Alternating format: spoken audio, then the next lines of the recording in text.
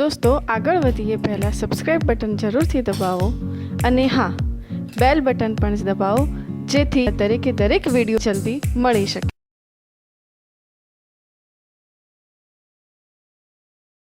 નમસ્કાર વિદ્યાર્થી મિત્રો, ચુંબકત્વ અને દ્રવ્યના આપણે મોટા ભાગના જે ન્યુમેરિકલ સેક્શન છે એ પૂરું કરી દીધું છે.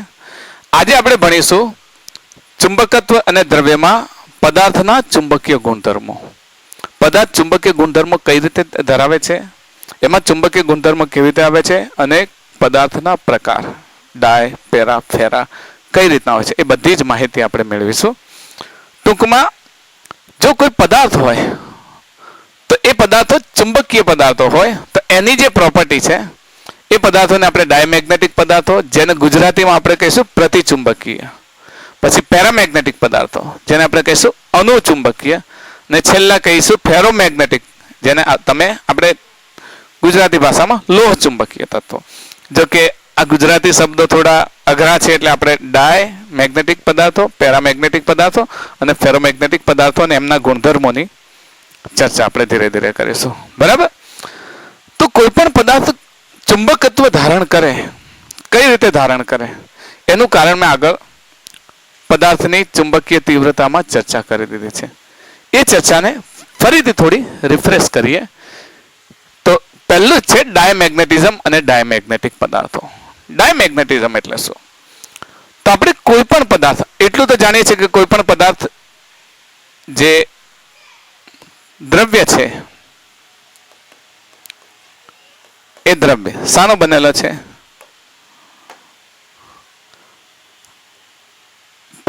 અણુઓનો. રાઈટ?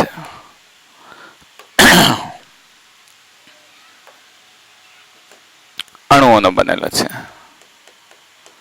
ને અણુ શાના બનેલા છે? પરમાણુના. પરમાણુમાં શું હોય? ઇલેક્ટ્રોન હોય. ઇલેક્ટ્રોન હોય ને, પરમાણુમાં શું હોય? ઇલેક્ટ્રોન હોય. ઇલેક્ટ્રોન જે પરમાણુની આસપાસ ગતિ કરે, તો આપણે જાણીએ છીએ કે ગતિ કરતો ઇલેક્ટ્રોન. હવે ઇલેક્ટ્રોન આ દિશામાં ગતિ કરે છે તો પ્રવાહ વિરુદ્ધ દિશામાં વહેશે. તો વિરુદ્ધ દિશામાં પ્રવાહ વહેશે તો એને ચુંબકીય મેગ્નેટિક મોમેન્ટ, એને આપણે સમજી ગયા છીએ. ખબર છે? ગતિ કરતા ઇલેક્ટ્રોનની મેગ્નેટિક મોમેન્ટ. તો જો ઇલેક્ટ્રોન ગતિ કરતો હોય તો મેગ્નેટિક મોમેન્ટ ધરાવે છે. ધરાવે છે કે નહીં? હવે અણુ હોય, પરમાણુમાં તો ખરી, અણુમાં કઈ એક ઇલેક્ટ્રોન નથી, એક પરમાણુ નથી હોતા, ઘણા બધા પરમાણુ હોય. તો પરમાણુ ભેગા થાય એટલે એની ઇલેક્ટ્રોનની જે મેગ્નેટિક મોમેન્ટ છે એ જુદી જુદી હોય છે. મતલબ કે આ ઇલેક્ટ્રોન આ દિશામાં ગતિ કરે છે, આ ઇલેક્ટ્રોન આ દિશામાં, બધા ઇલેક્ટ્રોન અલગ અલગ દિશામાં ગતિ કરે છે. અલગ અલગ દિશામાં ગતિ કરતા હોવાથી એ ઇલેક્ટ્રોન પોતે પણ અલગ અલગ દિશામાં મેગ્નેટિક મોમેન્ટ ધરાવે છે. દાખલા તરીકે આ જે છે એ આ દિશામાં મેગ્નેટિક મોમેન્ટ ધરાવે, અને અલગ કલર લઈ લઈએ, વ્હાઇટ કલર લઈ લઈએ, અહીંયા હશે. ઓકે, આ દિશામાં મેગ્નેટિક મોમેન્ટ ધરાવે, આ છે આ દિશામાં ધરાવે, આ છે એ આ દિશામાં ધરાવે. તો એની જે પરિણામી ચુંબકીય મોમેન્ટ છે એ પરિણામી ચુંબકીય મોમેન્ટ એ ઇલેક્ટ્રોનની કક્ષીય મોમેન્ટ છે. જાણો છો ને, ઇલેક્ટ્રોન કક્ષામાં ગતિ કરે. આ ઉપરાંત ઇલેક્ટ્રોન પોતાની જગ્યા પર પણ ગતિ કરે છે, જેને ઇલેક્ટ્રોનની સ્પિન મોમેન્ટ કહે છે. આ ઇલેક્ટ્રોન છે, આ ઇલેક્ટ્રોન પોતાની જગ્યા પર પણ ગતિ કરે છે, જેના કારણે પણ એક મેગ્નેટિક મોમેન્ટ રચાય છે. તો ઇલેક્ટ્રોન પોતે ગતિ કરે, ઇલેક્ટ્રોનની મેગ્નેટિક મોમેન્ટ. અણુમાં આવા ઘણા બધા પરમાણુ હોય છે, તો દરેક પરમાણુના ઇલેક્ટ્રોનની મેગ્નેટિક મોમેન્ટ. તો આ એ ઉપરાંત સ્પિન મેગ્નેટિક મોમેન્ટ. ટૂંકમાં દ્રવ્ય છે એ અણુ અને પરમાણુનો બનેલો છે. દરેક પરમાણુ ઇલેક્ટ્રોનની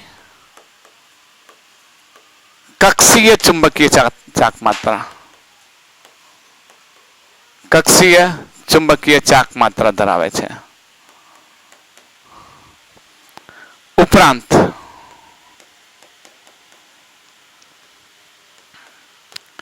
ઇલેક્ટ્રોનની કઈ સ્પિન ચુંબકીય ચાક માત્રા ધરાવે છે.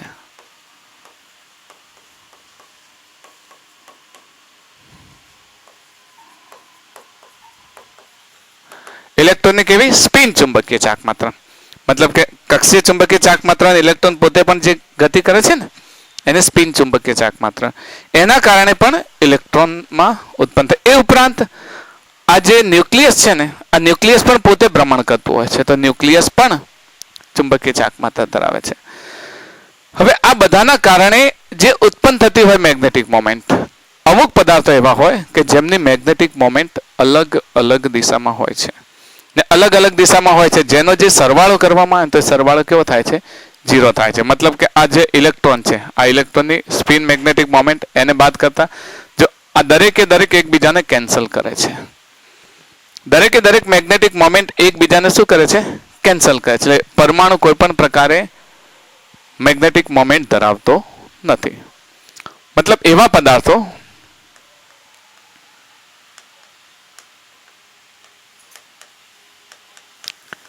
પદાર્થો જેમાં ઇલેક્ટ્રોનની પરિણામીય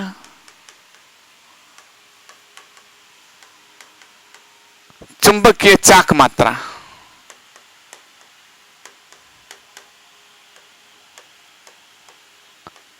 શૂન્ય હોય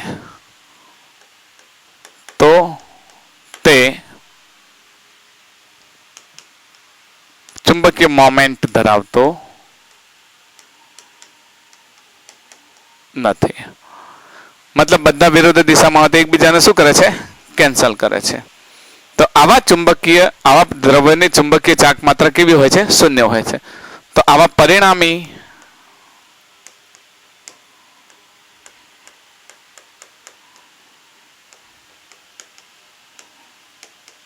ચુંબકીય ચાક માત્રા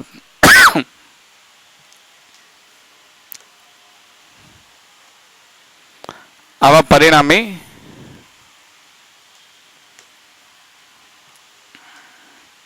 શૂન્ય ચુંબકીય ચાક માત્ર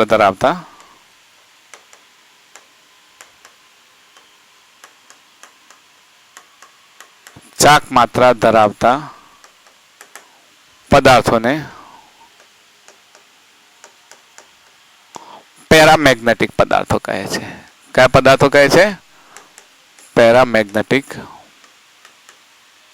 પદાર્થો. યાદ રાખજો, પેરામેગ્નેટિક પદાર્થો કહે છે. ને એના આ ગુણધર્મને શું કહેવાય? પેરામેગ્નેટિઝમ કહે છે. દાખલા તરીકે જે પેર ધરાવતા હોય, દાખલા તરીકે મેં લાસ્ટ મેગ્નેટિક ઇન્ટેન્સિટીમાં વાત કરી હતી હિલિયમ. હિલિયમ 2 ઇલેક્ટ્રોન ધરાવે છે. એક ઇલેક્ટ્રોનની ચુંબકીય મોમેન્ટ આ દિશામાં હોય, બીજી ઇલેક્ટ્રોનની ચુંબકીય મોમેન્ટ આ દિશામાં હોય.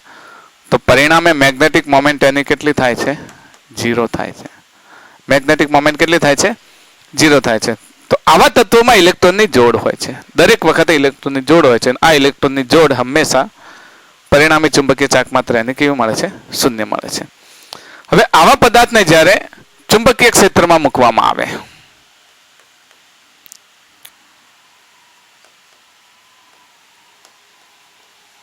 ડાયમેગ્નેટિક પદાર્થને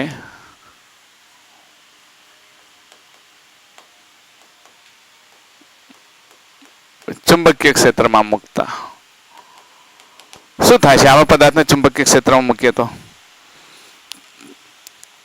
કારણ કે જો આ પદાર્થો પરિણામી ચુંબકીય ચાક માત્ર તો ધરાવતા નથી, એટલે એ જ્યારે ગોઠવાય ને એમની પાસે ચુંબકીય ચાક માત્ર નથી, પણ જ્યારે ગોઠવાય ત્યારે તમે જાણો છો કે કોઈ પણ ઇલેક્ટ્રોન પરિભ્રમણ કરે, જ્યારે ચુંબકીય ક્ષેત્ર લાગુ પાડો ત્યારે એ ઇલેક્ટ્રોન ખબર છે ને કેવું પરિભ્રમણ કરશે?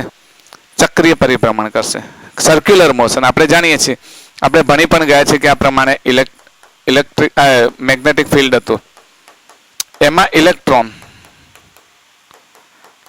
યાદ છે ને સર્ક્યુલર મોશન કરે, સર્ક્યુલર મોશન કરતો હતો. તો આ સર્ક્યુલર મોશન કરતો હતો એ વખતે આપણે એની આ ગતિની દિશા આ પ્રકારે લેતા હતા ને, તો આ પ્રકારે બને તો મેગ્નેટિક મોમેન્ટ એની આ દિશામાં હોય. પણ આવા પદાર્થોમાં ઇલેક્ટ્રોન એવી રીતે ગોઠવાય કે એની મેગ્નેટિક મોમેન્ટ એનો પ્રવાહ આ દિશામાં હોય, એટલે મેગ્નેટિક મોમેન્ટ એ ચુંબકીય ક્ષેત્રનો વિરોધ કરે, ચુંબકીય ક્ષેત્રનો વિરોધ કરે. તો જે વિરોધ ન કરતા હોય એવા ઘટકો ધીરે ધીરે નબળા પડતા જાય અને વિરોધ કરતા હોય એવા ઘટકો ધીરે ધીરે પ્રબળ થતા જાય. અને તમે કદાચ વાતોમાં ના સમજો તો આની અંદર સમજી શકશો એનિમેશનમાં. જો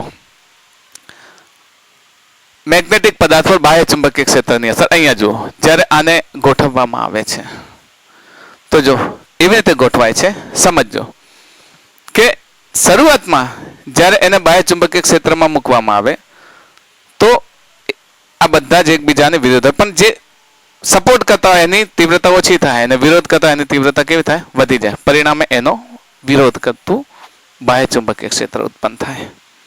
બાહ્ય ચુંબકીય ક્ષેત્ર ઉત્પન્ન થાય એટલે શું થશે? તો ધારો કે તમારી પાસે આ મેગ્નેટિક પદાર્થ છે. આ મેગ્નેટિક પદાર્થને તમે અંદર મૂક્યો છે ચુંબકીય ક્ષેત્રમાં. સમજો આ મેગ્નેટિક પદાર્થ છે. હવે જ્યારે તમે બાહ્ય ચુંબકીય ક્ષેત્ર એપ્લાય કરો છો અહીંયાથી, આ બાહ્ય ચુંબકીય ક્ષેત્ર છે, તો આ પોતે પણ આની સામે એન ધ્રુવ ઉત્પન્ન કરશે, એની સામે, અને પાછળની દિશામાં શું કરશે? એસ ધ્રુવ ઉત્પન્ન કરશે. આપણે જાણીએ છીએ એન ધ્રુવમાંથી ચુંબકીય ક્ષેત્ર રેખા શું કરે? બહાર આવે. તો આ જે એને મેગ્નેટિક મોમેન્ટની દિશા કઈ છે? આ છે ને. તો આ પદાર્થની ખાસિયત છે ડાયમેગ્નેટિઝમ, કે અહીંયાથી ચુંબકીય ક્ષેત્ર રેખા બહાર આવે અને અહીંયા અંદર જાય. અહીંયાથી ચુંબકીય ક્ષેત્ર રેખા બહાર આવે અંદર જાય. તો હવે અહીંયા શું થશે કે આ ચુંબકીય ક્ષેત્ર રેખાઓ એને રિપેલ કરશે. આ ચુંબકીય ક્ષેત્ર રેખાઓ એને રિપેલ કરશે. રિપેલ કરશે એટલે શું થશે? અપાકર્ષણ લાગશે. અંદર પ્રવેશશે નહીં. શું થશે? કારણ કે એનો વિરોધ કરે છે એટલે એન પોલ આ તરફ બનશે. આ તરફ કયો પોલ બનશે? N pole. ને આ તરફ કયો બનશે? S pole. એસ પોલ બનશે. તો હવે અહીંયાથી ચુંબકીય ક્ષેત્ર રેખાઓ નીકળશે એટલે બાહ્ય ચુંબકીય ક્ષેત્રનો શું કરશે? વિરોધ કરશે. બાહ્ય ચુંબકીય ક્ષેત્રનો વિરોધ કરશે એટલે ચુંબકીય ક્ષેત્ર રેખાઓ અંદર પ્રવેશી શકશે નહીં. જ્યારે બીજો પદાર્થ ભણશો તો કમ્પેરિઝનમાં તમને યાદ રહી જશે. બરાબર? તો એના અંદર પ્રવેશી શકશે નહીં. તો બાહ્ય ચુંબકીય ક્ષેત્રની અસર આપણે સમજીએ તો પરમાણુવીય ડાયપોલ અહીંયા સમજીએ કે પરમાણુવીય ડાયપોલ એવી રીતે ગોઠવાય છે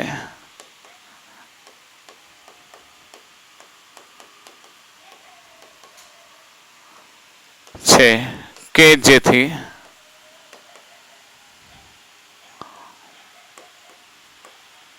બાહ્ય ચુંબકીય ક્ષેત્રનો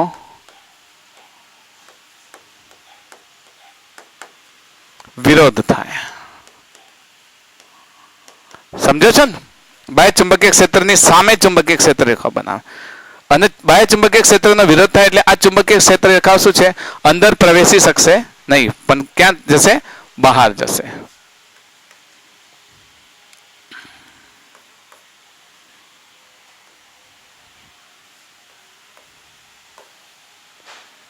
ઓકે.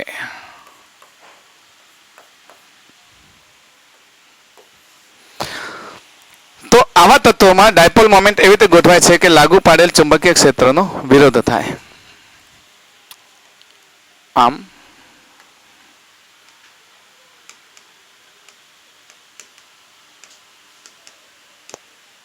ચુંબકીય ક્ષેત્ર રેખાઓ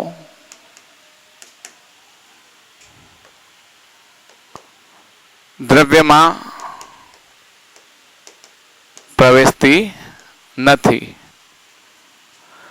દ્રવ્યમાં પ્રવેશતી નથી પણ શું થાય છે? દૂર જાય છે. બીજું કે એની ઘનતામાં ફેરફાર થાય છે. એની ઘનતામાં ફેરફાર થાય છે એટલે જો બહાર જે ઘનતા છે ને ચુંબકીય ક્ષેત્રની, અહીંયા તમે એક રાખો ને એની અંદર રાખો, તો એની અંદર ચુંબકીય ક્ષેત્ર ધારો કે એક પસાર થાય છે તો એક જ છે ને બાકીની ચુંબકીય ક્ષેત્ર રેખાઓ બહાર. તો પદાર્થની અંદર ચુંબકીય ક્ષેત્રની ઘનતા ઓછી હોય છે અને બહાર કેવી હોય છે? વધારે હોય છે. પદાર્થની અંદર ચુંબકીય ક્ષેત્રની ઘનતા કેવી હોય છે? ઓછી હોય છે અને બહાર કેવી હોય છે? વધારે હોય છે. ઓકે, મતલબ પદાર્થની અંદર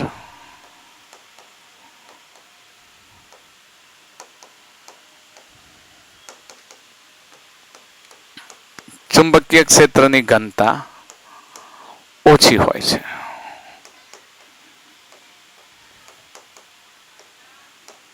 જ્યારે બહાર વધુ હોય છે.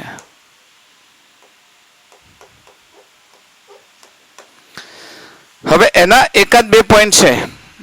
ડાયમેગ્નેટિક પદાર્થ તમને ખ્યાલ તો આવી ગયો ને. ડાયમેગ્નેટિક પદાર્થ વાસ્તવમાં શું છે કે એવો પદાર્થ જ્યારે એને બાહ્ય ચુંબકીય ક્ષેત્ર મૂકવામાં આવે ને તો વિરુદ્ધ દિશામાં ચુંબકીય ક્ષેત્ર ઉત્પન્ન કરે. એટલે એની ક્ષેત્ર રેખાઓ શું કરશે? એનો વિરોધ કરશે અને અંદર પ્રવેશવા દેશે નહીં. હવે એ જ પ્રમાણે ડાયમેગ્નેટિક પદાર્થના ગુણધર્મો. ઓકે, ડાયમેગ્નેટિક પદાર્થના ગુણધર્મો. એના ગુણધર્મો શું છે? પહેલો ગુણધર્મ,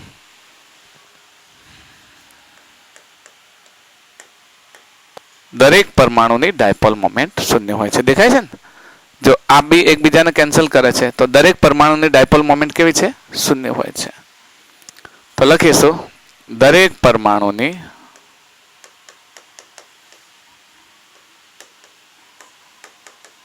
ડાયપોલ મોમેન્ટ શૂન્ય હોય છે. આપણે એની શરૂઆતથી જ વાત કરી, દરેક પરમાણુ ડાયપોલ મોમેન્ટ શૂન્ય હોય છે. પછી બીજું છે કે આવા પદાર્થોને જ્યારે બાહ્ય ચુંબકીય ક્ષેત્રમાં મૂકવામાં આવે તો અપાકર્ષણ અનુભવે. દેખ્યું હતું ને ચુંબકીય ક્ષેત્ર રેખા બહાર જતી હતી. તમે આ એક યુ ટ્યુબ છે, યુ આકારની ટ્યુબ, એમાં તમે કોઈ ડાયમેગ્નેટિક પદાર્થ ભરી લીધો. ધારો કે આ તમે ડાયમેગ્નેટિક પદાર્થ ભરી લીધો. સરખી ઊંચાઈ છે. આ ઊંચાઈ કેવી છે? સરખી. પણ જો તમે નજીક ગજીય ચુંબક લાવો, અહીંયા આગળ ગજીય ચુંબક, તો આ પદાર્થ અપાકર્ષણ અનુભવશે. અપાકર્ષણ અનુભવશે એટલે આની સપાટી કેવી થઈ જશે? નીચે થઈ જશે. આની સપાટી નીચે થઈ જશે આમ, ને આની સપાટી કેવી જશે? ઉપર જશે. તો આ અપાકર્ષણ અનુભવે છે. આવા ઘણા બધા પ્રયોગો છે, બરાબર.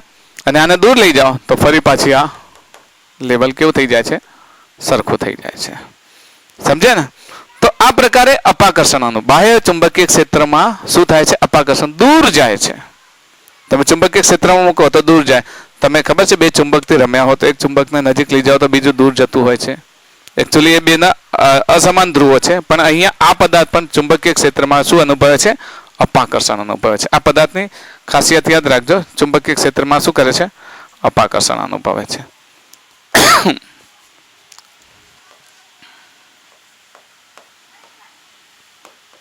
આવા પદાર્થો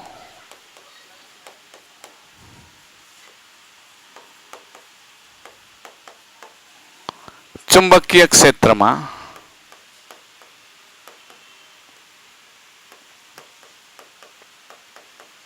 અપાકર્ષણ અનુભવે છે.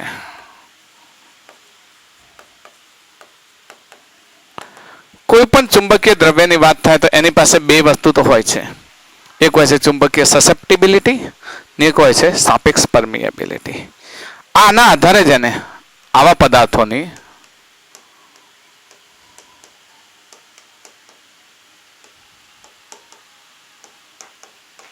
ચુંબકીય સસેપ્ટિબિલિટી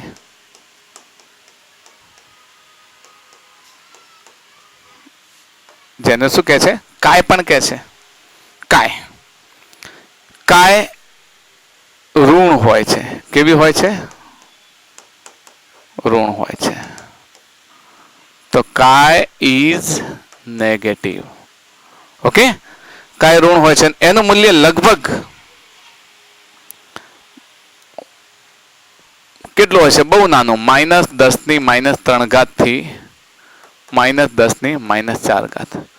10⁻³ હોય તો 1/10 એ પોઝિટિવ આવે, પણ આગળ માઇનસ લખવાથી -1/1000 -1/1000 એટલે -0.001 થાય. ઓકે, અને જો આ જ વસ્તુ સુપર કંડક્ટરમાં યાદ રાખજો. તમને પૂછે એક માર્ક્સમાં કે ડાયમેગ્નેટિક પદાર્થોમાં સુપર કંડક્ટર માટે એની મેગ્નેટિક સસેપ્ટિબિલિટીનું મૂલ્ય કેટલું હોય? તો સુપર કંડક્ટરમાં આ મૂલ્ય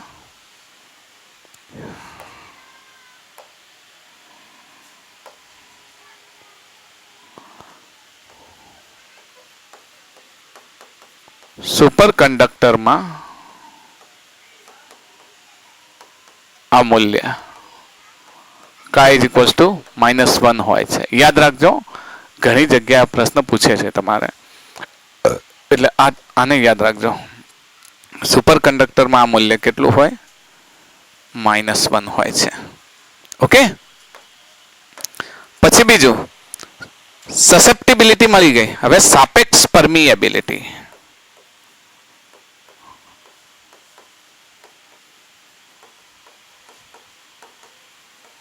સાપેક્ષ પરમિએબિલિટી, જેને શું કહીશું? મ્યુઆર. મ્યુઆર નું મૂલ્ય તમે જાણો છો, ખબર છે? +1 તો માઇનસ હોય, માઇનસમાં 1 ઉમેરો તો પણ માઇનસ જ હોય છે. માઇનસ જ થાય ને, માઇનસમાં 1 ઉમેરો એટલે લગભગ માઇનસ જ હોય છે. પણ એકથી થોડું, ચલો આને વાત કરીએ તો -0.001 છે, +1 તો કેટલા થશે? 0.999. ઓકે. તો એકથી થોડું નાનું ધન છે, તો મ્યુઆર નું મૂલ્ય, સાપેક્ષ પરમિએબિલિટી, મ્યુઆર નું મૂલ્ય 1 થી થોડું નાનું હોય છે. પોઝિટિવ હોય છે પણ 1 થી થોડું નાનું હોય છે.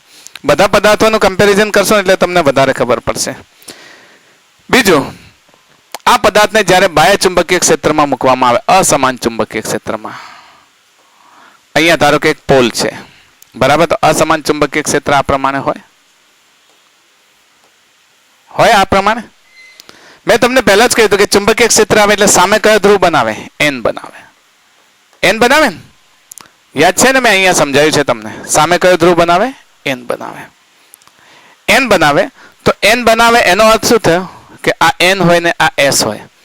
આ પ્રબળ ચુંબકીય ક્ષેત્ર આ તરફ જતા નિર્બળ બને, કારણ કે આમ જાય છે ને. તો જ્યારે અસમાન ચુંબકીય ક્ષેત્રમાં મૂકવામાં આવે તો આ N જ છે ને, બાહ્ય ચુંબકીય ક્ષેત્ર રેખાઓ આ N છે. N છે એટલે આના પર કઈ દિશામાં બળ લાગશે? આ દિશામાં બળ લાગશે. N છે એટલે ધક્કો લાગે ને, આના દ્વારા આ દિશામાં બળ લાગે. પણ આ દૂર છે નબળા ચુંબકીય ક્ષેત્રમાં, એટલે આકર્ષણ બળ ઓછો છે. આ પ્રબળ ચુંબકીય ક્ષેત્રમાં છે એટલે અપાકર્ષણ વધારે છે. એટલે પરિણામે આ કઈ દિશામાં જાય છે? પ્રબળથી નબળા ચુંબકીય ક્ષેત્ર તરફ. યાદ રાખજો, બધામાં પ્રોપર્ટીની ચર્ચા કરીશું આપણે. આવા પદાર્થોને અસમાન ચુંબકીય ક્ષેત્રમાં મૂકવામાં આવે તો એ કઈ દિશામાં ગતિ કરે છે? પ્રબળથી નબળા ચુંબકીય ક્ષેત્ર તરફ. જ્યારે તમે પેરામેગ્નેટિકમાં સમજશો ને તો આ વાત આખી ઊંધી થઈ જશે. પણ દરેકમાં એક એક કોમન આર્ય ફેક્ટર આપણે દરેક ચર્ચા કરીશું. દરેકમાં આની ચર્ચા કરીશું. અને પાંચમો, અસમાન ચુંબકીય ક્ષેત્રમાં મૂકતા તે પ્રબળ ચુંબકીય ક્ષેત્રથી નબળા ચુંબકીય ક્ષેત્રમાં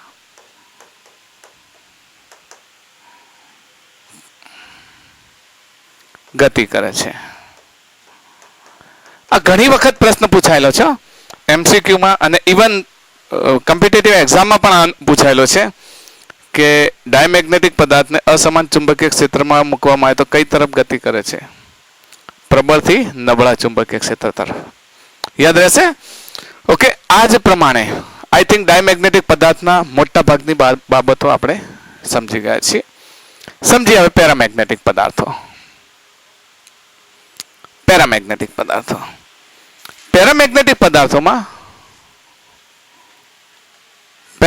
પદાર્થોમાં એ જ આપણી વાત કે જ્યારે પદાર્થને બાહ્ય ચુંબકીય ક્ષેત્રમાં મૂકીએ અથવા તો કોઈ પણ અણુની ચર્ચા કરીએ, એ જ વાત આપણી. પદાર્થ છે, પદાર્થ શાનો બનેલો છે? અણુઓનો. અણુ શાનો બનેલો છે? પરમાણુઓનો. પણ આના પરમાણુઓની એક ખાસિયત છે, અનપેર ઇલેક્ટ્રોન હોય એની પાસે. અનપેર. પેલામાં પેર ઇલેક્ટ્રોન હતા એટલે પરિણામી ચુંબકીય ડાયપોલ મોમેન્ટ કેવી મળતી હતી? શૂન્ય મળતી હતી. આમાં કેવા હોય છે? અનપેર ઇલેક્ટ્રોન. અનપેર ઇલેક્ટ્રોન એટલે બધા એકબીજાને કેન્સલ કરે, પણ એક એવો હોય છે ઇલેક્ટ્રોન કે જે કેન્સલ થતો નથી. સમજો છો ને? હવે અંતર ઇલેક્ટ્રોનો એટલે આ બધા જ પરમાણુઓ એક ડાયપોલ મોમેન્ટ ધરાવે છે. સમજો ફરીથી, ડાયમેગ્નેટિકમાં શું હતું? બધા જ પરમાણુઓ પાસે ઇલેક્ટ્રોન પેર ઇલેક્ટ્રોન હતા, એટલે ડાયપોલ મોમેન્ટ કેટલી મળતી હતી? પરિણામી ડાયપોલ મોમેન્ટ 0. અહીંયા પેરામેગ્નેટિક પદાર્થો એટલે એવા પદાર્થો કે જેમની પરિણામી ડાયપોલ મોમેન્ટ શૂન્ય મળતી નથી. તો લખી શકીએ દ્રવ્યમાં રહેલા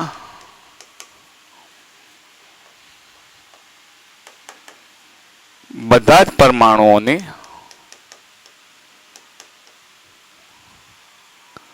કક્ષીય ડાયપોલ મોમેન્ટ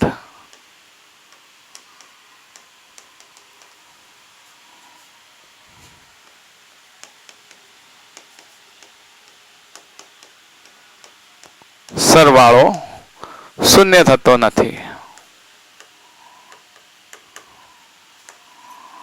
શૂન્ય થતો નથી એટલે દરેક પરમાણુ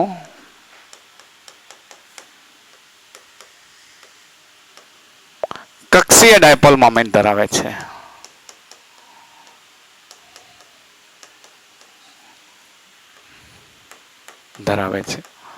ઓકે, દરેક કક્ષીય ડાયપોલ મોમેન્ટ ધરાવે છે. કક્ષીય ડાયપોલ મોમેન્ટ ધરાવશે એટલે શું થશે?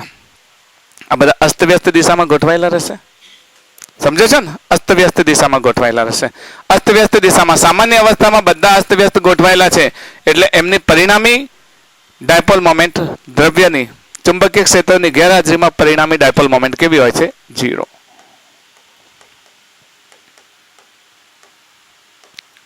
સામાન્ય અવસ્થામાં દરેક અણુની ડાયપોલ મોમેન્ટ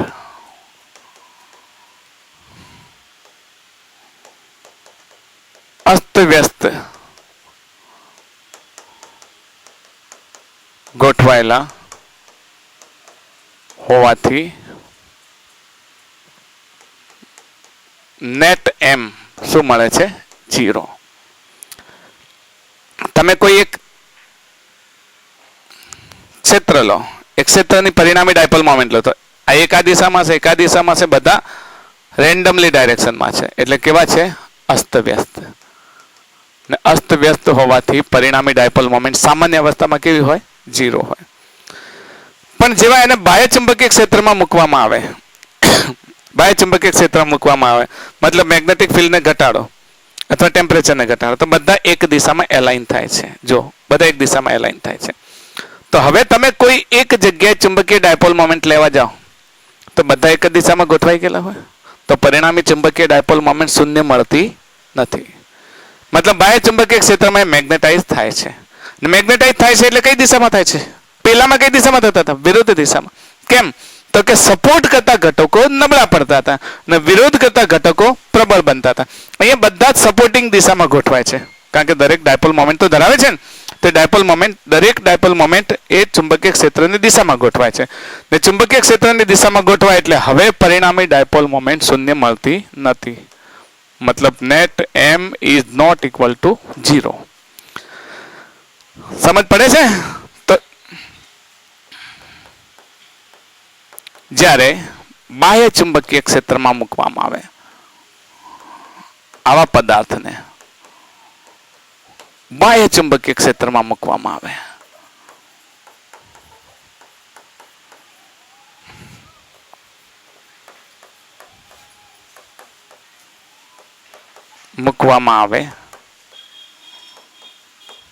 તો શું થશે?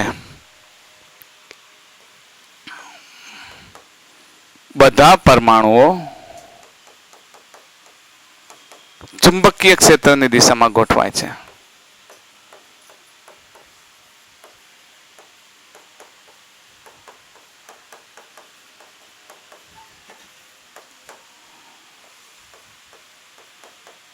પરિણામે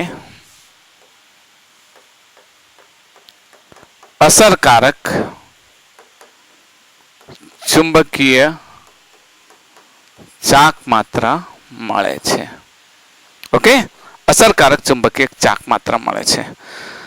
હવે એનો મતલબ કે જો તાપમાન ઘટાડીએ તો પણ બધા એલાઇન થઈ જાય અને મેગ્નેટિક ફિલ્ડ વધારીએ તો પણ બધા એલાઇન થઈ જાય. એનો ગુણધર્મોની ચર્ચા કરીએ. પેરામેગ્નેટિક પદાર્થના ગુણધર્મો. પેરામેગ્નેટિક પદાર્થના ગુણધર્મો 1 by 1 એના ગુણધર્મોની ચર્ચા કરીએ.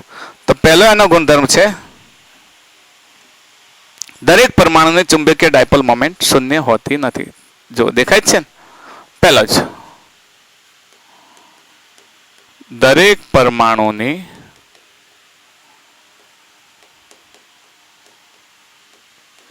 ચુંબકીય ડાયપોલ મોમેન્ટ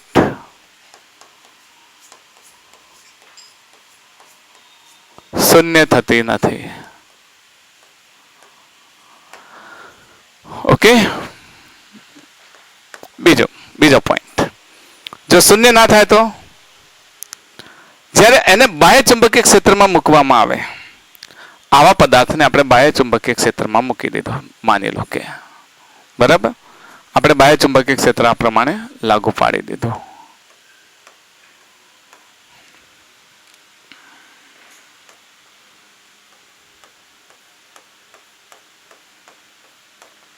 હવે આપણે બાહ્ય ચુંબકીય ક્ષેત્ર લાગુ પાડીએ, એકને તો સીધી રેખામાં જવા દઈએ આપણે, બરાબર. તો આ પદાર્થનો ગુણ એવો છે કે એની સામે એસ ધ્રુવ બનશે અને આ તરફ કયો ધ્રુવ બનશે?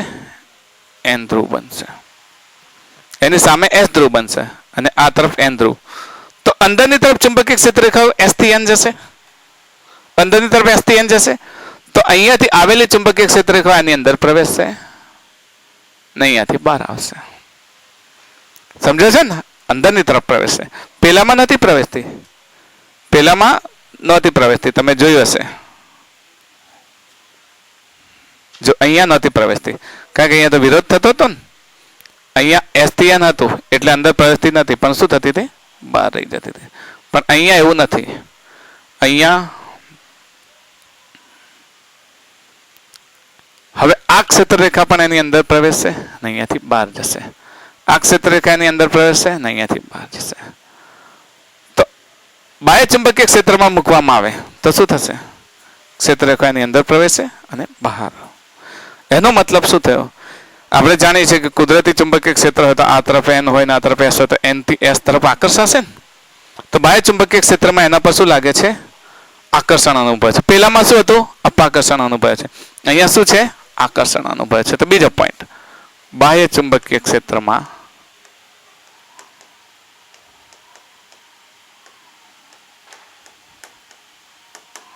આવા પદાર્થો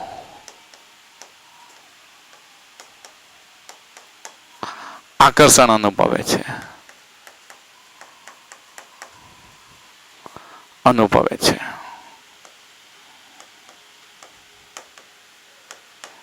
ઓકે, ત્રીજો પોઈન્ટ, આવા પદાર્થોની ચુંબકીય સસેપ્ટિબિલિટી. યસ, આપણે વાત કરી હતી ને, આવા પદાર્થોની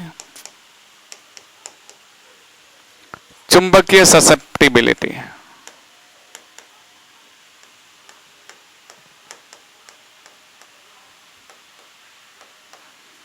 ધન હોય છે. કેવી હોય છે? ધન. મતલબ કાય ધન, મતલબ કાય વિલ બી પોઝિટિવ. અને પોઝિટિવ પણ કેટલી થાય છે? તો નાની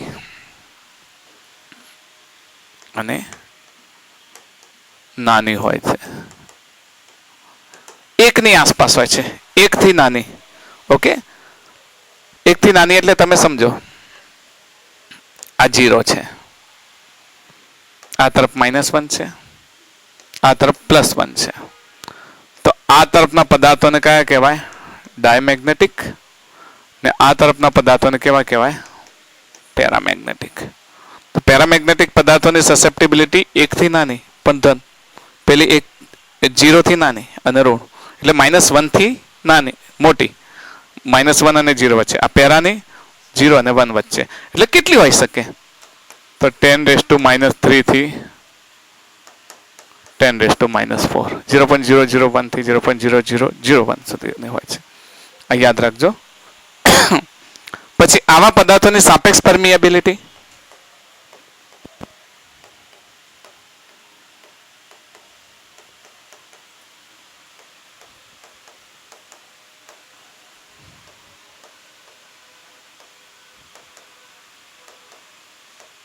જેને આપણે કહીએ છીએ મ્યુ આર 1 પ્લસ કાય, એનો અર્થ કે એકથી થોડી મોટી થાય ને, કારણ કે પેલું 0.0001 છે, એમાં 1 ઉમેરો તો 1.0001 થાય.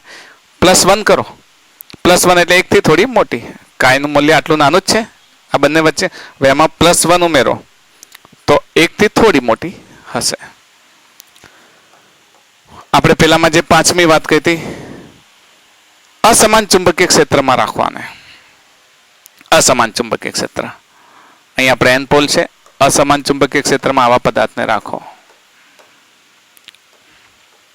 તમે જાણો છો કે ચુંબકીય ક્ષેત્રની સામે કયો બનશે? એસ બનશે, બનશે ને પેલી તરફ શું બનશે? એન બનશે.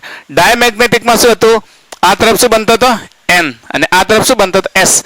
હવે જુઓ, એસ હશે તો આપણે જાણીએ છીએ કે ચુંબકીય ક્ષેત્ર તો એનથી ઉત્પન્ન થાય, તો આ તરફ શું થશે? આકર્ષણ બળ અનુભવશે. આ નજીક છે, પ્રબળ તરફ છે, અને નિર્બળ તરફ છે, એટલે આનું આકર્ષણ બળ કેવું હશે? ઓછું હશે. સોરી, અપાકર્ષણ બળ કેવું હશે? ઓછું હશે. તો આકર્ષણ બળ વધુ અને અપાકર્ષણ બળ ઓછું, મતલબ આ ગતિ કઈ દિશામાં કરશે? આ દિશામાં. મતલબ નિર્બળથી પ્રબળ તરફ ગતિ કરશે. આ પણ પોઈન્ટ યાદ રાખજો. સમજો છો ને? પેરામેગ્નેટિક પદાર્થને અસમાન ચુંબકીય ક્ષેત્રમાં મૂકવામાં આવે તો એ નિર્બળ ચુંબકીય ક્ષેત્રથી કઈ તરફ ગતિ કરશે? પ્રબળ ચુંબકીય ક્ષેત્ર તરફ. યાદ રહેશે? પેરામેગ્નેટિક પદાર્થને અસમાન ચુંબકીય ક્ષેત્રમાં, આવા પદાર્થને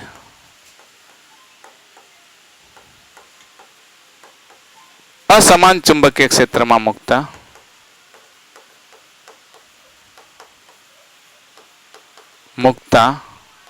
તે નિર્બળ ચુંબકીય ક્ષેત્રથી પ્રબળ ચુંબકીય ક્ષેત્ર તરફ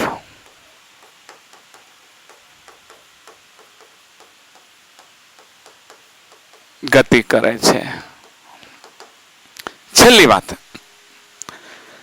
અહીંયા એક લૂપ લઈ લઈએ, અહીંયા એક લૂપ લઈ લઈએ. બોલો, ચુંબકીય ક્ષેત્રની ઘનતા, ક્ષેત્ર રેખાઓની ઘનતા ક્યાં વધારે છે? અંદર. પેલામાં ક્યાં હતી? બહાર વધારે હતી. તો ચુંબકીય ક્ષેત્ર રેખાઓની ઘનતા પદાર્થની અંદર વધુ હોય છે અને બહાર કેવી હોય છે? ઓછી હોય છે. યાદ રહેશે? તો ચુંબકીય ક્ષેત્ર રેખાઓની ઘનતા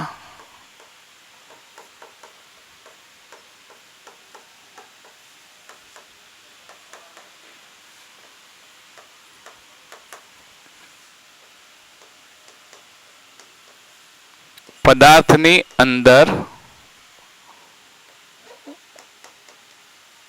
વધુ હોય છે,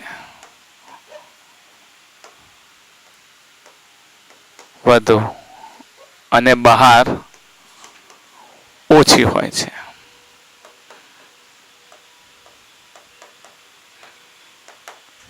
ઓકે. હવે બીજી વાત કે અહીંયા આવા પદાર્થને જ્યારે બાહ્ય ચુંબકીય ક્ષેત્રમાં મૂકવામાં આવે તો પદાર્થ પોતે મેગ્નેટાઇઝ થાય છે. પદાર્થ પોતે મેગ્નેટાઇઝ થાય છે. એક તો બાહ્ય ચુંબકીય ક્ષેત્ર અને એક એનું પોતાનું ચુંબકીય ક્ષેત્ર અંદર તો હોય છે ને, એટલે એના કારણે અંદર ચુંબકીય ક્ષેત્રની ઘનતા શું થાય છે? વધી જાય છે.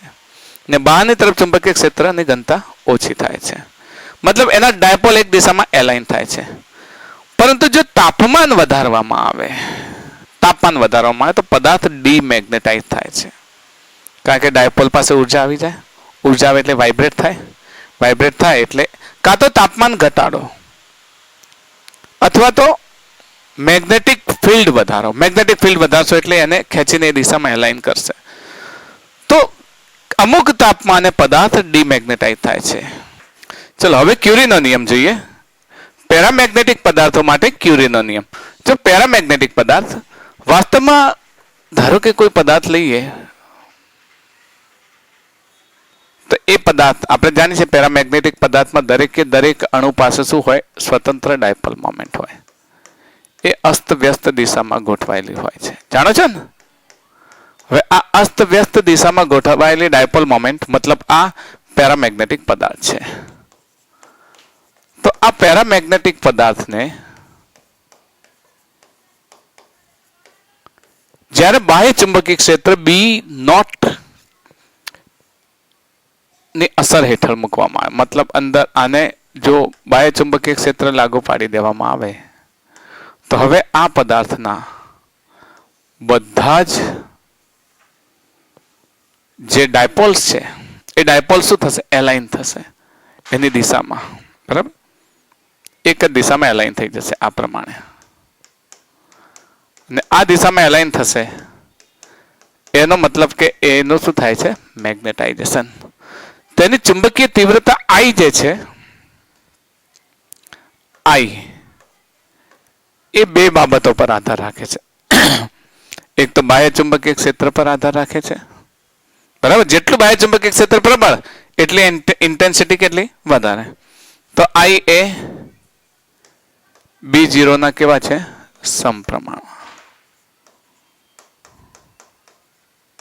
બીજું, તાપમાન વધારો તો અણુઓ પાસે વળી પાછું વાઇબ્રેશન આવે ને વળી પાછા તે ડિમેગ્નેટાઇઝ થઈ જાય.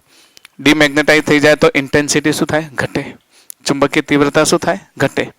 કારણ કે એક જ દિશામાં એલાઇન થશે એનો અર્થ શું થયો? કે એક જ દિશામાં એલાઇન થશે એટલે એની તીવ્રતા વધશે. ચુંબકીય તીવ્રતા શું થશે? વધશે. તો બી નોટ વધે તો ચુંબકીય તીવ્રતા વધે એટલે સમપ્રમાણમાં. પરંતુ જો તાપમાન વધે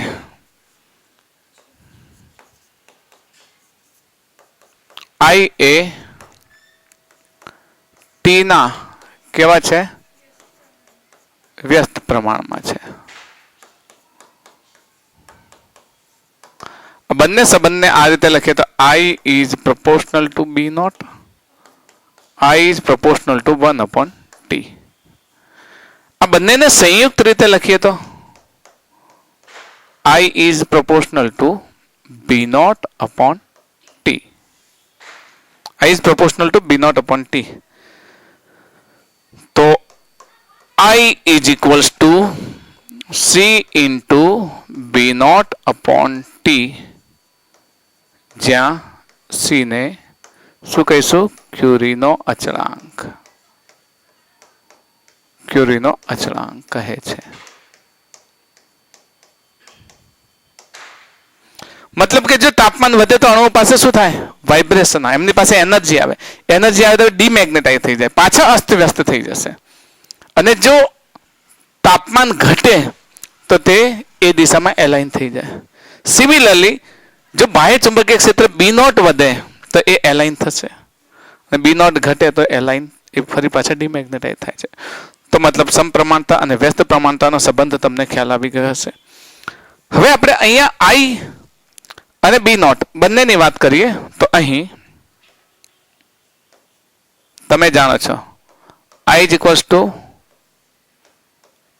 chi into H. જાણો છો ને? chi into H અને B naught is equals to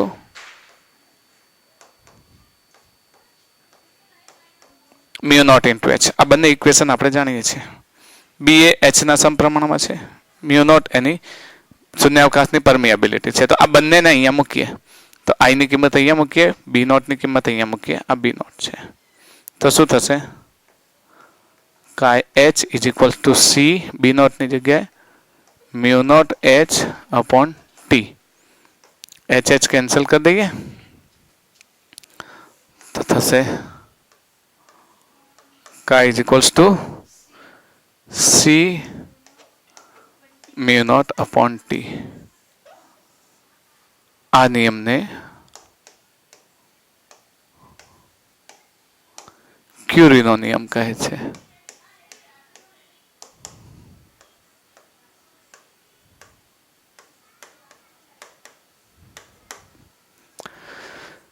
scientist ક્યુરીએ જણાવ્યું કે જો સસેપ્ટિબિલિટી છે, સસેપ્ટિબિલિટી એની શૂન્યાવકાશની પરમિએબિલિટી ના સમપ્રમાણમાં અને તાપમાનના વ્યસ્ત પ્રમાણમાં હોય છે. અહીંયા આ નિયમની એક મર્યાદા પણ છે, યાદ રાખજો.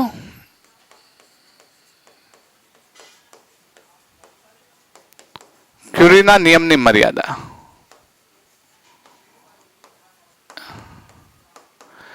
વિચારો કે તમે ટેમ્પરેચર ઇન્ક્રીઝ કરો છો. સપોઝ આ પરમાણુમાં આ જે મટીરિયલ છે, મટીરિયલમાં 1,00,000 અણુઓ છે, રાઈટ? એ બધા ડીમેગ્નેટાઇઝ થઈ ગયા છે. હવે ડીમેગ્નેટાઇઝ થઈ ગયા છે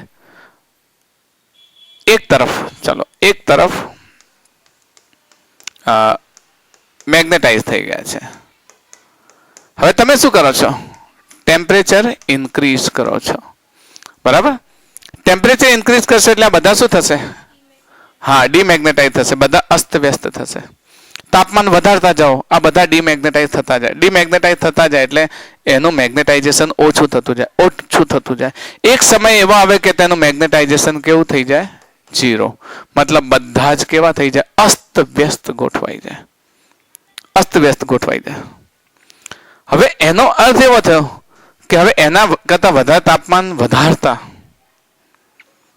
હવે એનું મેગ્નેટાઇઝેશન ઓછું થતું નથી. સિમિલરલી તાપમાન ઘટાડો તો આ ડીમેગ્નેટાઇઝ રહેલા અણુઓ એક તરફ મેગ્નેટાઇઝ થશે. તાપમાન ઘટાડો, એક ચોક્કસ તાપમાન સુધી બધા જ મેગ્નેટાઇઝ થઈ ગયા ને આ પરિસ્થિતિ આપણે શું કહીએ છીએ? સંતૃપ્ત મેગ્નેટાઇઝેશન.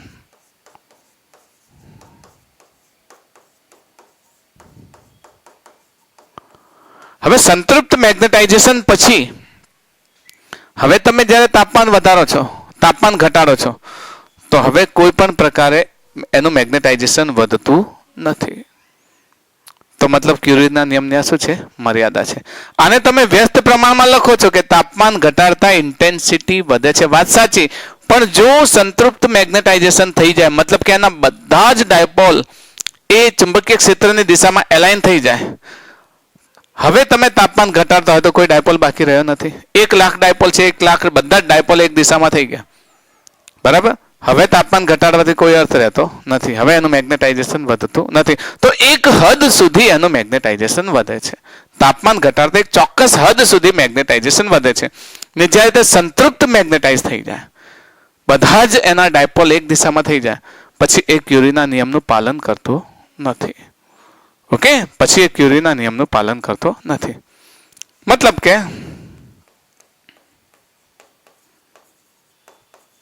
તાપમાન ઘટાડતા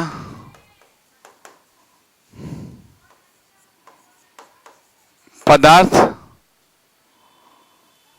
મેગ્નેટાઇઝ થાય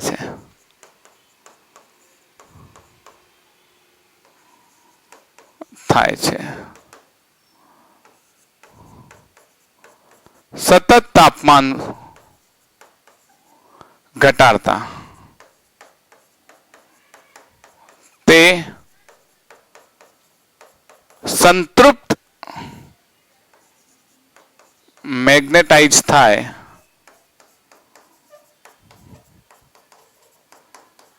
ત્યાં સુધી એમ વધશે, બરાબર? મેગ્નેટાઇઝેશન શું થશે? વધશે. ત્યારબાદ તાપમાન ઘટાડતા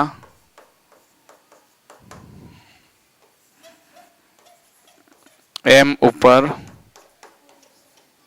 કોઈ ફરક પડતો નથી. ઓકે, આ ક્યુરીના નિયમની મર્યાદા છે. તમને પૂછે ક્યુરીના નિયમની મર્યાદા, તો તમે કહી શકો કે તાપમાન ઘટાડવાથી પદાર્થ મેગ્નેટાઇઝ થાય છે. એક ચોક્કસ હદ સુધી તાપમાન ઘટાડીએ ત્યાં સુધી પદાર્થ મેગ્નેટાઇઝ થાય ને ત્યારબાદ તે પદાર્થ સંતૃપ્ત મેગ્નેટાઇઝ થયા બાદ તેનું મેગ્નેટાઇઝેશન એમ વધવાનું બંધ થઈ જાય. હવે તાપમાન ઘટાડવા છતાં પણ એમ પર કોઈ અસર પડતી નથી. તો આ થઈ ગઈ ક્યુરીના નિયમની મર્યાદા. તમને એનસીઈઆરટીમાં ક્યુરીનો નિયમ 2 માર્ક્સમાં પૂછે તો એનસીઈઆરટીમાં તમારે ક્યુરીનો નિયમ લખી શકો અને એની એક મર્યાદા લખો તો એનસીઈઆરટીમાં તમે સમજાવી શકો. અને ક્યુરીના નિયમનું ઇક્વેશન યાદ રાખજો, બરાબર? આ ઇક્વેશન આ રિયા ઇક્વેશન, કારણ કે આપણા દાખલામાં ઘણી બધી જગ્યાએ આનો ઉપયોગ થાય છે. આનો પણ ઉપયોગ આપણે કરીશું. ઓકે, તો હવે આપણે લઈએ ફેરોમેગ્નેટિઝમ અને ફેરોમેગ્નેટિક પદાર્થ. ફેરોમેગ્નેટિઝમ એ ખરેખર તો સાચો ચુંબક છે ને એ ફેરોમેગ્નેટિક પદાર્થોથી બને છે. અત્યાર સુધી આપણે ચુંબકત્વ ધારણ કરી શકે એવા પદાર્થો શીખ્યા હતા, પણ સાચું ચુંબકત્વ ધારણ કરતો હોય તો ફેરોમેગ્નેટિક પદાર્થ છે. ફેરોમેગ્નેટિક પદાર્થમાં યાદ રાખજો, આપણા મુદ્દાની અંદર પહેલા ફેરોમેગ્નેટિઝમ સમજીએ. તો ફેરોમેગ્નેટિઝમ એટલે તેનો દરેક પરમાણુ પેરામેગ્નેટિક પદાર્થની જેમ ચુંબકીય ડાયપોલ મોમેન્ટ તો ધરાવે છે. બરાબર. મતલબ કે આ પદાર્થનો દરેક અણુ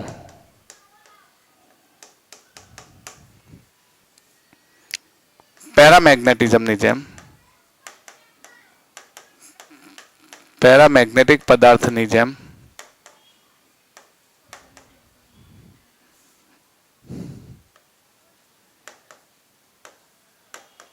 ચુંબકીય ડાયપોલ મોમેન્ટ ધરાવે છે.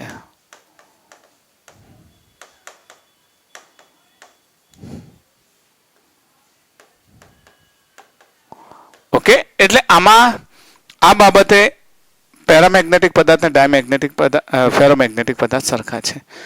પરંતુ અહીંયા એક બીજી વાત છે કે દરેક પરમાણુ અહીં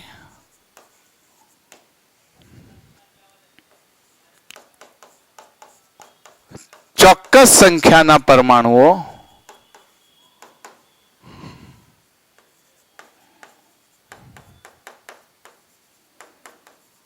ની ડાયપોલ મોમેન્ટ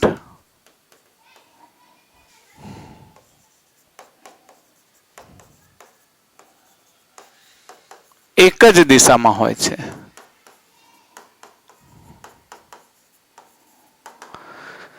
મતલબ કે આ ચોક્કસ ગ્રુપ બનાવ્યું, આ એક ગ્રુપ બનાવ્યું, તો એમાં રહેલા જે પરમાણુઓ છે એની ડાયપોલ મોમેન્ટ એક જ દિશામાં છે. જો આ ગ્રુપના ડાયપોલ મોમેન્ટ આ દિશામાં છે, આ બધા ગ્રુપના ડાયપોલ મોમેન્ટ નીચે છે, આ જે ગ્રુપમાં છે એની ઉપર છે, આ સાઈડમાં છે, આમ અલગ અલગ. આનું કદ લગભગ 1 મિલીમીટર ઘનનું હોય છે. 1 મિલીમીટર ઘન. અને 1 મિલીમીટર ઘનમાં કેટલા પદાર્થો હોય? લગભગ 10⁻11 પરમાણુઓ હોય. અને દરેકની ડાયપોલ મોમેન્ટ કેવી હોય? સરખી હોય. તો આ જે યુનિટ છે, એક યુનિટ, આવા યુનિટને આપણે ડોમેઇન કહીએ છીએ. આમ આવા એક એકમને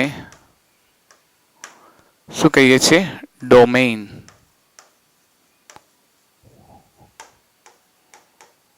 કહે છે. જેમાં 1 મિલીમીટર ઘનના કદમાં 10⁻11 જેટલા પરમાણુઓ હોય છે. ઓકે, ડોમેઇનમાં 10⁻11 જેટલા પરમાણુઓ હોય છે. હવે શું થશે? તો જ્યારે આપણે બાહ્ય ચુંબકીય ક્ષેત્ર લાગુ પાડીએ, આ ડોમેઇનને જ્યારે આવા પદાર્થને જ્યારે બાહ્ય ચુંબકીય ક્ષેત્રમાં મૂકીએ તો શું થશે? તો જ્યારે બાહ્ય ચુંબકીય ક્ષેત્રમાં મૂકીએ ત્યારે યાદ રાખીએ,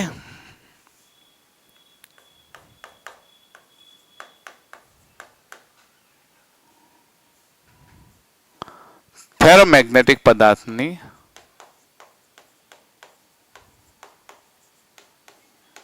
પર બાહ્ય ચુંબકીય ક્ષેત્રની અસર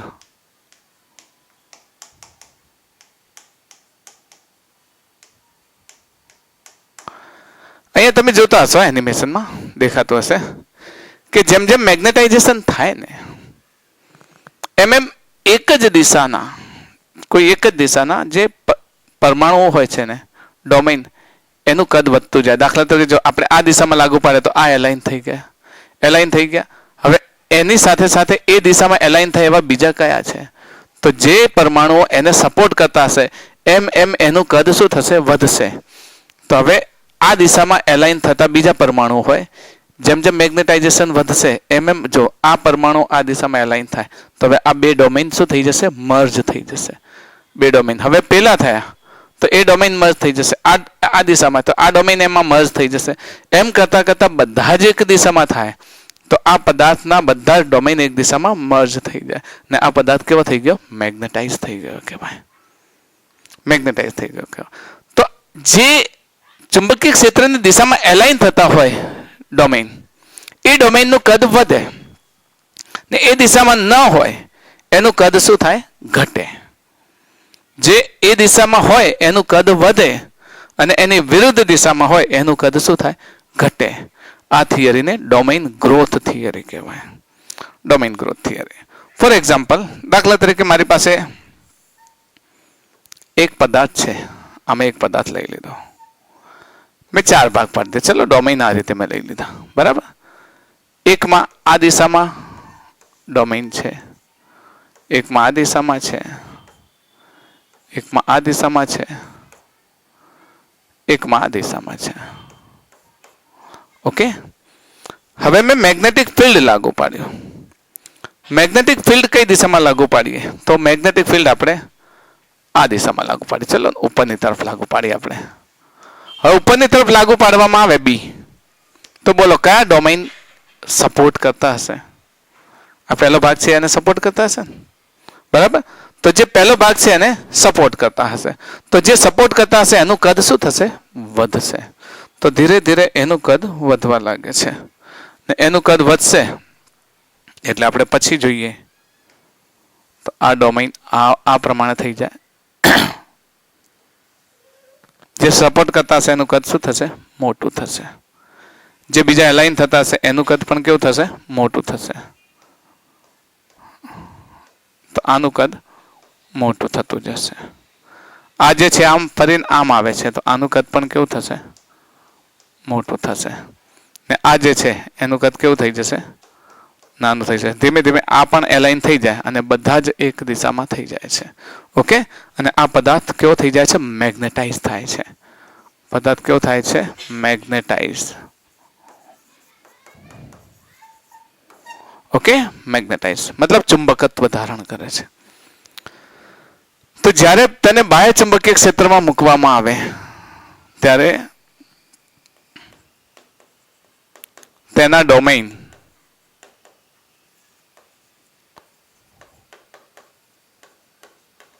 ચુંબકીય ક્ષેત્રની દિશામાં ગોઠવાય છે.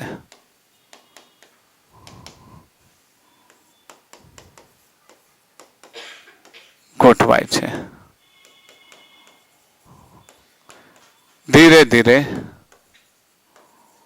બધા ડોમેઇન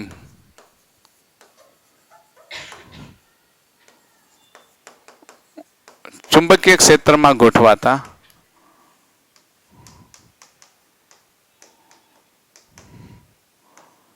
તે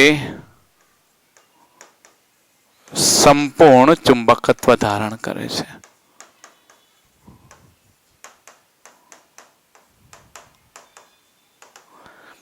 સંપૂર્ણપણે ચુંબકત્વ ધારણ કરે છે. યાદ રહેશે? તો અહીંયા ડોમેઇન શું છે? 1 મિલીમીટર ઘનનો કદ છે નો અણુ છે, એની અંદર 10⁻11 પદાર્થો છે. કેમ એને ડોમેઇન કહેવામાં આવે? કે એટલા કદમાં રહેલા બધા જ પરમાણુ ડાયપોલ મોમેન્ટ એક જ દિશામાં હોય. એ વિરુદ્ધ દિશામાં હોઈ શકે, ચુંબકીય ક્ષેત્ર ગમે તે દિશામાં, પણ એટલા કદમાં રહેલા પરમાણુની ડાયપોલ મોમેન્ટ એક જ દિશામાં હોય છે. અને એ પછી શું થાય છે? ધીરે ધીરે ચુંબકીય ક્ષેત્રની દિશામાં ગોઠવાય છે. તો આ થઈ ગયું ફેરોમેગ્નેટિક પદાર્થના ચુંબકીય ક્ષેત્રમાં વર્તણૂક. હવે આ ડોમેઇન ધીમે ધીમે આ દિશામાં ગોઠવાયા. હવે એના ગુણધર્મો શું છે? તો ગુણધર્મોની અંદર આપણે એટલી વાત સમજી શકીએ કે ફેરોમેગ્નેટિક પદાર્થના ગુણધર્મોમાં એક તો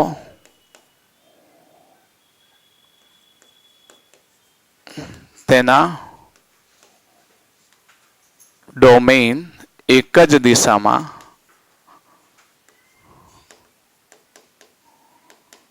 ગોઠવાતા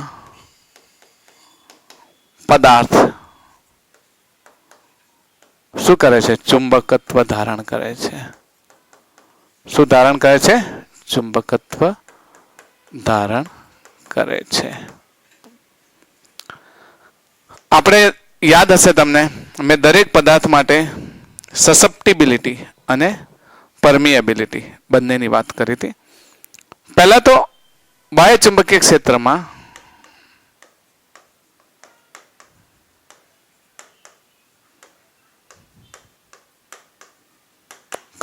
આકર્ષણ અનુભવે છે. શું અનુભવે છે? આકર્ષણ અનુભવે છે. એનો અર્થ કે ધારો કે બાહ્ય ચુંબકીય ક્ષેત્રમાં આ પદાર્થને તમે મૂક્યો છે. બાહ્ય ચુંબકીય ક્ષેત્ર આ દિશામાંથી આવે. આપણે જાણીએ છીએ જે દિશામાંથી આવે એ પોલ કેવો હોય? એન પોલ હોય. જે દિશામાં જાય એ પોલ કેવો હોય? એસ પોલ હોય ને, જે બાહ્ય ચુંબકીય ક્ષેત્રનો. તો એનની સામે એ શું કરશે? એસ બનાવશે. એસની સામે શું બનાવશે? એન બનાવશે. તો એ આ તરફ શું કરશે? ખેંચાણ અનુભવશે. ઓકે, તો આ શું થશે? આકર્ષણ અનુભવશે. શું અનુભવશે? આકર્ષણ અનુભવશે. સમજો છો ને? તો એ બાહ્ય ચુંબકીય ક્ષેત્રમાં આકર્ષણ અનુભવે છે. ત્રીજી વાત, જ્યારે ચુંબકીય ક્ષેત્ર રેખાઓ તેમાંથી પસાર થતી હોય, બાહ્ય ચુંબકીય ક્ષેત્રમાં મૂકવામાં આવે તો એ ચુંબકીય ક્ષેત્ર રેખાઓ શું થાય છે? એની અંદરથી પસાર થાય. આ બધી જ ચુંબકીય ક્ષેત્ર રેખાઓ, આ દાખલા તો કે એક આમ જતી હોય તો આ એના અંદરથી જતી હોય, આ એના અંદરથી જતી હોય. હજુ કોઈ ચુંબકીય ક્ષેત્ર રેખા તો એના અંદરથી જતી હોય, આ એના અંદરથી જતી હોય, આ એના અંદરથી જતી હોય. ચુંબકીય ક્ષેત્ર રેખા એના અંદરથી પસાર થાય છે. પહેલા પેરામેગ્નેટિક પદાર્થની જેમ અંદર ચુંબકીય ક્ષેત્રની ઘનતા વધારે હોય, બહાર ચુંબકીય ક્ષેત્રની ઘનતા કેવી હોય? ઓછી હોય. ચુંબકીય ક્ષેત્ર રેખાઓને પોતાની અંદર પેરામેગ્નેટિક પદાર્થની જેમ સમાવી લે છે. આ ગુણધર્મ પહેલા જેવો જ છે, પણ અહીંયા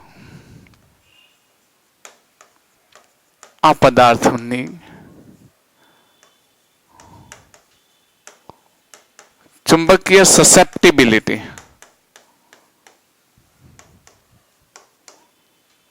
ઘણી વધારે,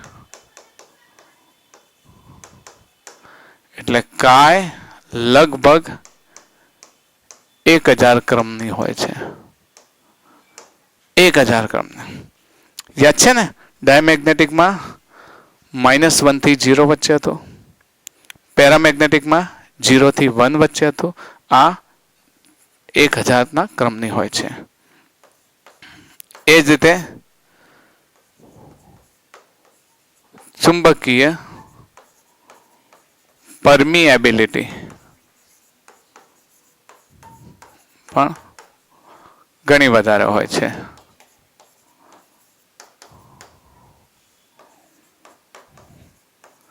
કેટલી હોય? આપણે જ લીધી હતી, ખબર છે? μr = 1 + કાય. એટલે એપ્રોક્સિમેટ આ પણ કેટલી હોય છે? 1000 આસપાસ હોય છે. બરાબર? એક વધારે હોય એટલે એપ્રોક્સિમેટ આની કિંમત પણ 1000 આસપાસ હોય છે. બીજું, આ પદાર્થમાં બાહ્ય ચુંબકીય ક્ષેત્ર દૂર કરવામાં આવે તો પણ એ મેગ્નેટાઇઝ થાય છે. બાહ્ય ચુંબકીય ક્ષેત્ર દૂર કરવા છતાં પણ એ પોતે ચુંબકત્વ ધારણ કરેલું રાખે છે. આવા પદાર્થોથી કાયમી ચુંબકો બનાવવામાં આવે છે. કાયમી ચુંબકો ઘણા બધા છે.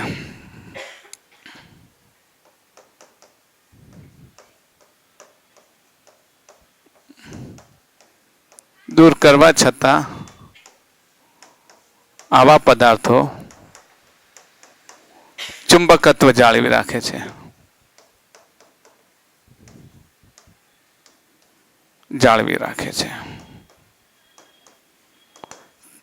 કેવી રીતે? તો કે ચુંબકીય ક્ષેત્ર દૂર કરવા છતાંય આવા પદાર્થોમાંથી એક મુખ્ય પદાર્થ છે એલ્નિકો. જે એલ્યુમિનિયમ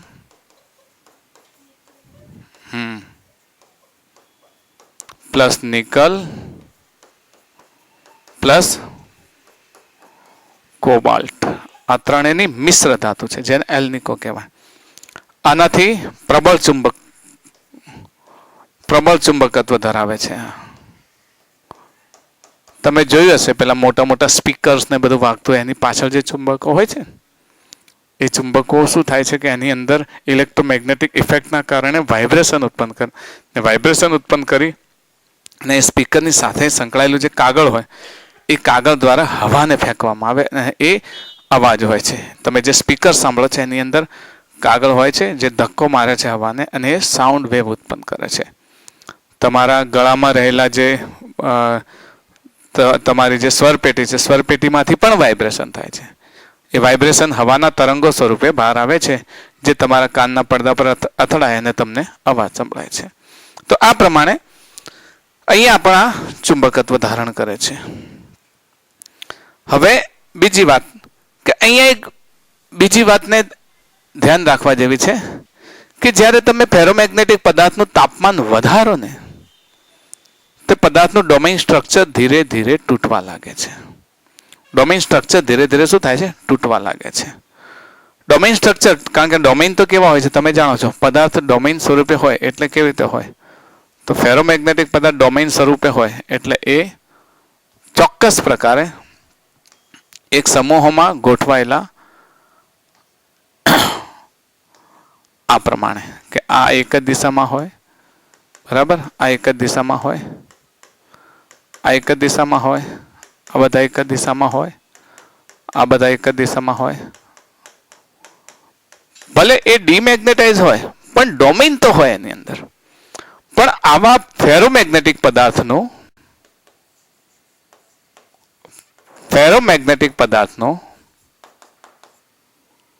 તાપમાન વધારતા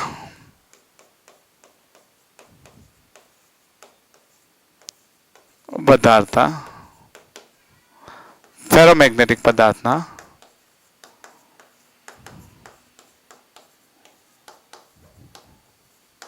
ડોમેઇનનું બંધારણ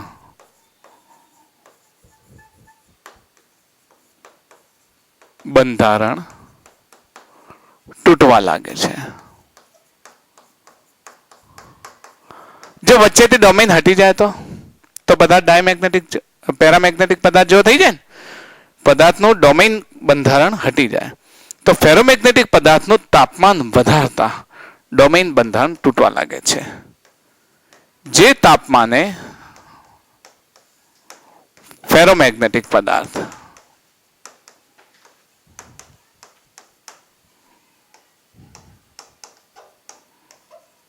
બદલાઈને પેરામેગ્નેટિક પદાર્થ બને. કયો પદાર્થ બને? પેરામેગ્નેટિક પદાર્થ બને. એ તાપમાનને ક્યુરી તાપમાન કહે છે.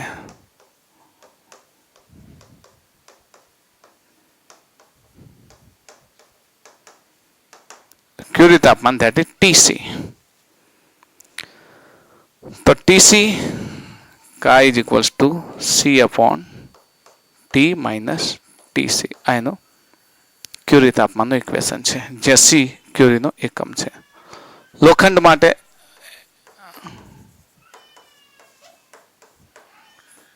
TC લગભગ 104843 કેલ્વિન 1043 કેલ્વિન છે. આટલા તાપમાને લઈ જવામાં આવે તો આ જે ફેરોમેગ્નેટિક પદાર્થ છે એ બદલાઈ અને શું થઈ જાય? ડાયમેગ્નેટિક પદાર્થ. ડાયમેગ્નેટિક પદાર્થ જાણો છો કે ડોમેઇન તૂટી ગયા પછી આ બધા કેવા થઈ જાય? અસ્તવ્યસ્ત. ને અસ્તવ્યસ્ત થઈ ગયા તો આ પદાર્થને આપણે ડાયમેગ્નેટિક, મતલબ ફેરોમેગ્નેટિક પદાર્થમાંથી આ પદાર્થ કેવો થઈ જાય? ડાયમેગ્નેટિક પદાર્થ. ઓકે. અને આ ટેમ્પરેચરને આપણે શું કહીએ છીએ? ક્યુરી ટેમ્પરેચર. ક્યુરી તાપમાન મળતા એ ફેરોમેગ્નેટિક પદાર્થ બદલાઈને પેરામેગ્નેટિક પદાર્થો, ડાયમેગ્નેટિક નહીં. એને શું કહીશું? પેરામેગ્નેટિક.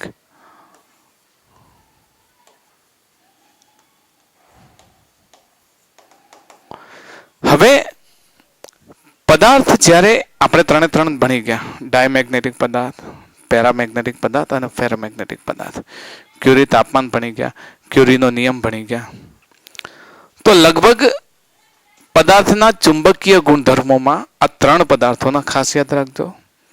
એ કેવા પ્રકારે મોમેન્ટ ધરાવે છે, તે સ્પિન મોમેન્ટ ધરાવતા હોય તો પણ ચુંબકીય ક્ષેત્ર ઉત્પન્ન કરે છે. ન્યુક્લિયસની સ્પિન મોમેન્ટના કારણે અને ઇલેક્ટ્રોનની કક્ષીય ભ્રમણના કારણે. તો કક્ષીય ભ્રમણના કારણે ઉદ્ભવે એ મુખ્ય એની ડાયપોલ મોમેન્ટ છે. બાકી બધી અવગણી શકાય એવી છે. ને એના કારણે ડાયમેગ્નેટિક પદાર્થ, પેરામેગ્નેટિક પદાર્થ અને ફેરોમેગ્નેટિક પદાર્થ કઈ રીતે કામ કરે છે એ બધી જ વાત આપણે ભણ્યા. હવે એક હિસ્ટેરિસિસ કર્વ બાકી છે જેને આપણે નેક્સ્ટ લેક્ચરમાં સમજીશું. Okay, all the very best.